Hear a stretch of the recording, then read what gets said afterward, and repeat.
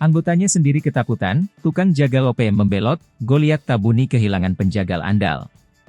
Seorang tukang jagal organisasi Papua Merdeka memutuskan untuk menyerahkan diri. Dia adalah Setam Sem.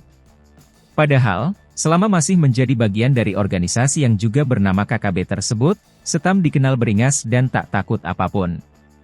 Apa yang membuat salah satu anak buah Egyanus Kogoya ini membelot ke NKRI? Setam diketahui merupakan satu di antara anggota OPM yang melakukan penyerangan terhadap pos Koramil Kisor pada Medio 2021. Mengutip tribun-papua.com, penyerangan pos Ramil Kisor tersebut dilakukan oleh OPM kelompok Goliat Tabuni oleh sekitar 50 orang. Akibat dari peristiwa ini, 4 personel TNI AD gugur.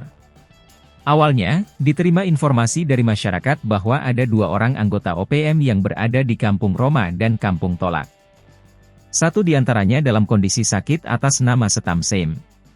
Selanjutnya, Satgas Pamtas Kewilayahan Yonif 133 YS memerintahkan 2 tim mobile melaksanakan patroli pengintaian di Kampung Roma dan Tolak untuk dapatkan keterangan terkait keberadaan 2 orang anggota OPM tersebut. Setam menyerahkan diri pada Rabu, 24 April 2024. Ia diterima anggota TNI di Kampung Kisor, Distrik Aifat Selatan, Kabupaten Maibrat, Provinsi Papua Barat Daya.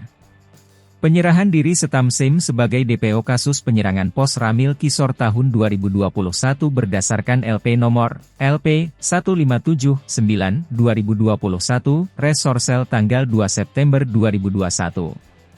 Ia datang untuk mencari perlindungan dan menyerahkan diri bergabung kembali ke dalam NKRI.